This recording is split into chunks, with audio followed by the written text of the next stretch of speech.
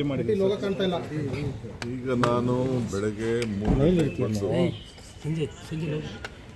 Marathon TCS ಅವರು 10 kilometre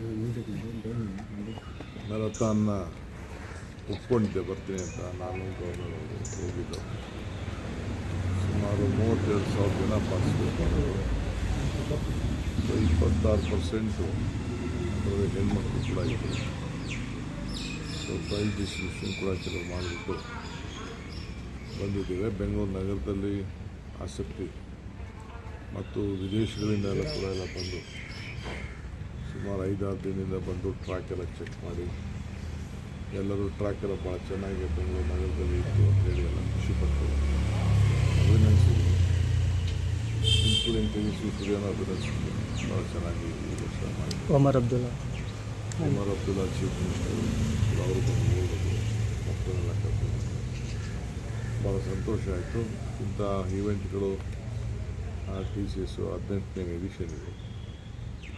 ಇದು ಮಾಡೋದ್ರಿಂದ ಬೆಂಗಳೂರು ನಗರಕ್ಕೆ ಇಂಥ ಈವೆಂಟ್ ಯಾವುದೇ ಮಾಡಿದ್ರು ಬೇಕಾದಷ್ಟು ಪೋರ್ಟ್ಸ್ಗೆ ಟೂರಿಸಮ್ಗೆ ಬೆಂಗಳೂರು ನಗರ ಭಾಳ ವಿಶೇಷವಾಗ್ತದೆ. ಸೊ ನಾನು TCSಗೆ would like to congratulate and thank the TCS for taking initiative and they are doing a great job. It is the need of the hour. Sir, more than 17,000 runners are participated. 32,000. ಸುಮಾರು 2 ವಾರದ ಹಿಂದೆ sir Tejasvi Surya ಸಾಮಾಜಿಕ ಜಾಲತಾಣದಲ್ಲಿ ಟೀಕೆ ಮಾಡಿದ್ರು, infrastructure ಸರಿ ಇಲ್ಲ ನಮಗೆ ಮ್ಯಾರಥಾನ್. ಈಗ ಅವರಿರೋದೇ ಟೀಕೆ ಮಾಡೋಕ್ಕೆ ಬಟ್ ಇವತ್ತು ಮಾತ್ರ ನನ್ನ ಹತ್ರ ಭಾಳ ಚೆನ್ನಾಗಿ ಟೀಕೆ ಮಾಡೋಕ್ಕೆ ಟೀಕೆನೇ ಮಾಡೋದು. ಇನ್ನೇನು ಅವ್ರು ಹೊಗಳ್ತಾರೆ. ಅವತ್ತು ಯಾರು ಹೊಗಳ್ತಾರೆ ಅಂತ ಎಕ್ಸ್ಪೆಕ್ಟ್ ಮಾಡಿದ್ರೆ ನಾವು ಮೂರ್ಖರು ಹೋಗ್ತೀವಿ. ಸರ್, ಒಳ ಮೀಸಲಾತಿ ಹಂಚಿಕೆ ಆಯಿತು ಸರ್.